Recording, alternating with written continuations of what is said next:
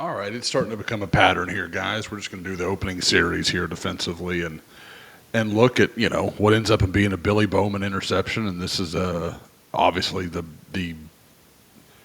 for the second straight week about as good a start as Oklahoma could have hoped for on the defensive side of the ball. So here we go. This is going to end up being a sack. Bring Samuel Omasego here off the corner. Good disengagement there. That's really nice work by Sammy to shed a guy. This is a multi-year starter here for Texas. Williams.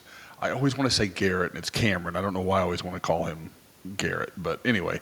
So Samuel Omasego disengages. Ethan Downs fights through Kelvin Banks there. You got to give Ethan Downs a lot of credit here. He's lined up out here. Kelvin Banks is. I had questions last year. I was not his biggest fan as a sophomore, and he's a kid that I've loved since high school. Watched him a lot coming out of the Houston area, and he had a plenty good game. This isn't indicative of what I saw or anything, but but again, really, really solid here from Oklahoma. What I will notice, and it's something I heard someone talking about, and I can't remember who it was. I've listened to so much over the last 24 hours. I think last year, Quinn Ewers pulls the trigger on this play and probably throws a pick. So what I want you to watch here is watch a couple little hook routes that Texas runs. So right here you've got Gunnar Helm, and you can look at Ewers address him. Last year, I think he might pull the trigger on that, and look at Robert Spears-Jennings. Like, he sees it. He knows that's what Ewers is thinking. So to his credit, Ewers busts out right, and I think there might even have been a moment. Yeah. So watch here in the slot, DeAndre Moore. You see him look that way too. Well, if you'll see it, I unmuted it. Sorry about that.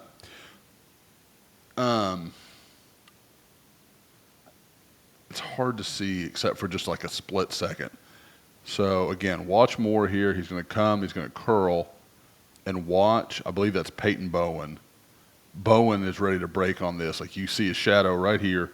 Watch Ewers as he looks out this way. And it's a really great straight line. Again, my art skills are unmatched. But, there we go. So watch Ewers as he resets, starts to feel that pressure. He looks out that way. And again, I think last year he pulls the trigger on that throw, on one of those two, and probably throws a pick six there. With the way Oklahoma was sitting on those underneath routes. So again, some credit to him, some growth from him. But again, I think Oklahoma did a nice job defensively. They knew what they were wanting him to do. They knew they thought they could heat him up a little bit early in this game. So here we go again. OU with 3 down front. Another look at Ethan Downs here.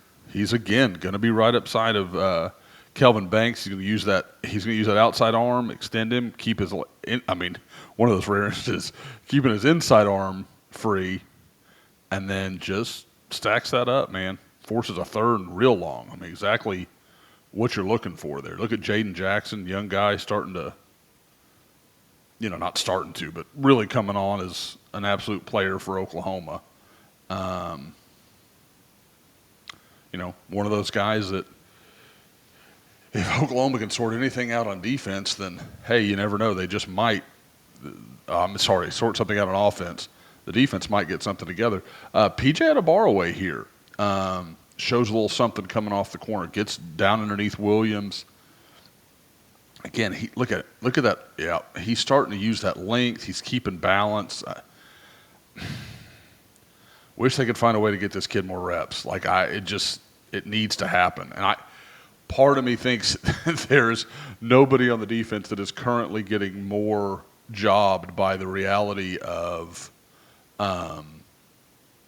Oklahoma's offense not forcing anybody into passing situations, not forcing teams to have to chase from behind, than PJ, who's just can't seem to get many snaps because they can't get that pass rushing unit out on the field.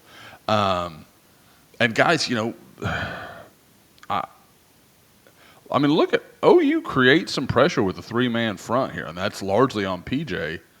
And you know, the Ewers was uncomfortable. You could tell he didn't know what he was looking at. He wasn't seeing it very well. Makes a terrible throw there. I mean, that should be. Let's see. Let's show it from behind here in a second. Yeah. I mean, this should be an easy pitch and catch. And he just airmails it. I mean, that's Ivan Carry-On ain't catching that ball at 6'6". I mean, there's just no way. Hell of a catch by Billy Bowman, by the way. That and just so smart to get under it, roll, so he knows, he can show he's got it. It's just good football by Billy Bowman right there. A shame for a guy that has grown so much and done so much for OU that's the way he's going to go out in OU Texas. That sucks for him. Okay. Well, let's get to this. Let's call it what it is. Let's get to this shit show here momentarily, but let me cut this and end it on a good note for the defense.